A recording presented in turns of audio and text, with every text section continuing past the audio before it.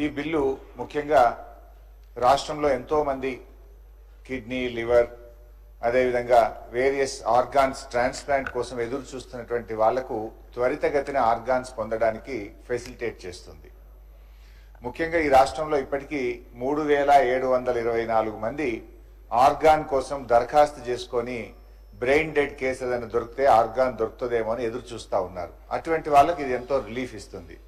ముఖ్యంగా ఇంతకుముందు ఏంటంటే పిల్లలకైతే తల్లిదండ్రుల నుంచి ఇవ్వచ్చు, తల్లిదండ్రులు పిల్లలకి ఇవ్వచ్చు, లేదా బ్రదర్ అండ్ సిస్టర్స్ ఇచ్చేంత వరకే ఫెసిలిటీ ఉండేది డొనేషన్.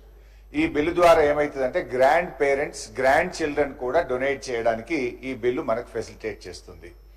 రెండవది స్వాప్.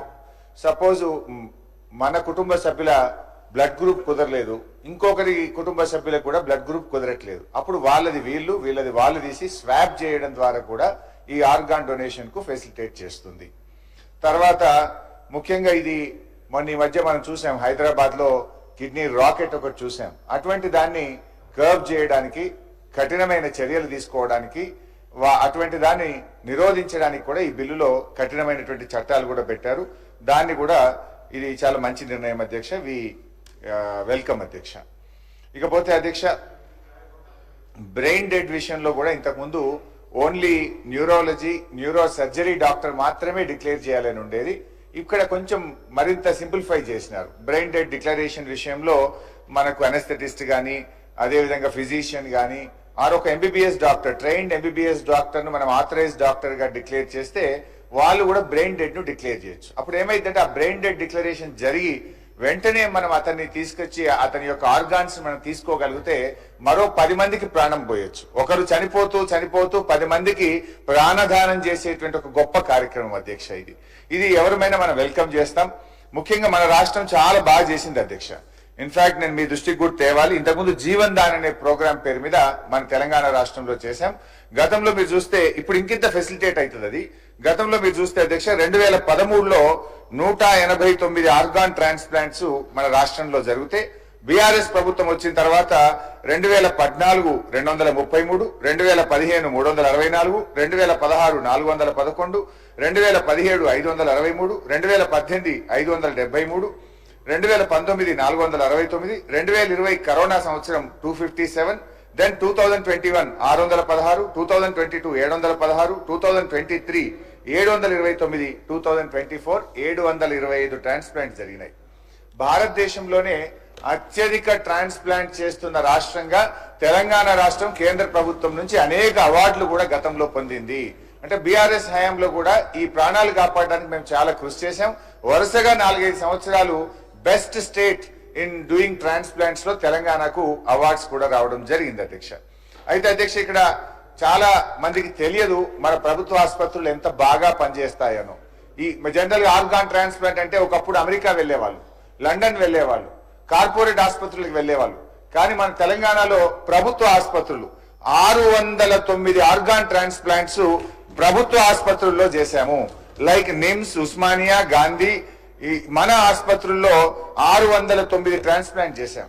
ఇక్కడ ఇంకా ఒక విషయం నేను చెప్పాల్సింది ఏంటంటే అధ్యక్ష, ఆర్గాన్ ట్రాన్స్ప్లాంట్ అంటే చాలా కాస్ట్లీగా మనం భావిస్తాం. ఇది కిడ్నీ గానీ, లివర్ గానీ, హార్ట్ గానీ, లంగ్ గానీ, ఇది చాలా కాస్ట్లీ, ఇది పెద్దోళ్ళు మాత్రమే చేసుకోగలుగుతారు, పేదోళ్ళు చేసుకోలేనటువంటిది అని అందరం భావిస్తూ ఉంటాం.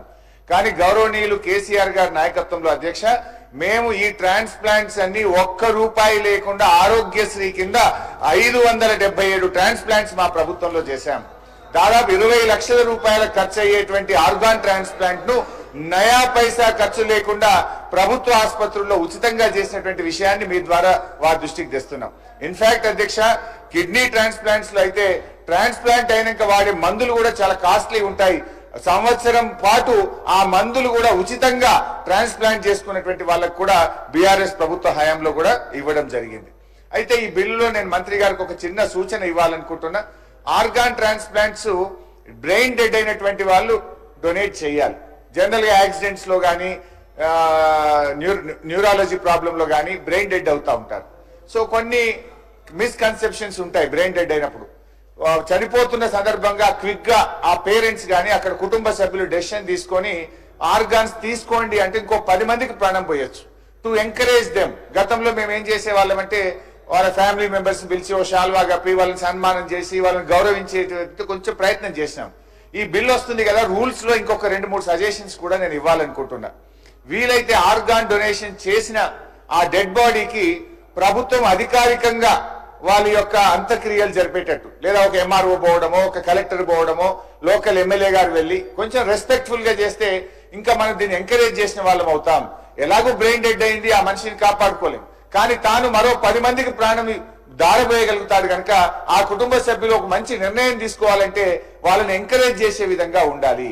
ఒకవేళ వాళ్ళు పేదవాళ్ళు అయితే ఓ ఇందిరమ్మ ఇళ్ల కింద డబుల్ బెడ్రూమ్ ఇల్లు ఇద్దాం, వాళ్ళ పిల్లల్ని గురుకుల పాఠశాలల్లో ఉచితంగా మన దాంట్లో చదివించే కార్యక్రమం చేద్దాం, లేదా వాళ్ళ కుటుంబ సభ్యులకు ఏదైనా ఇన్సూరెన్స్ లాంటిది, హెల్త్ ఇన్సూరెన్స్ లాంటిది ఇచ్చే ఆలోచన చేయండి, లేదా అట్లీస్ట్ ఈ ఫ్యూనరల్ అన్న ప్రభుత్వ పరంగా గౌరవంగా చేస్తామంటే మరింత మంది ముందుకు వచ్చి రాష్ట్రంలో మరింత ఎంతో మంది ప్రాణాలు కాపాడడానికి అవకాశం ఉంటుంది.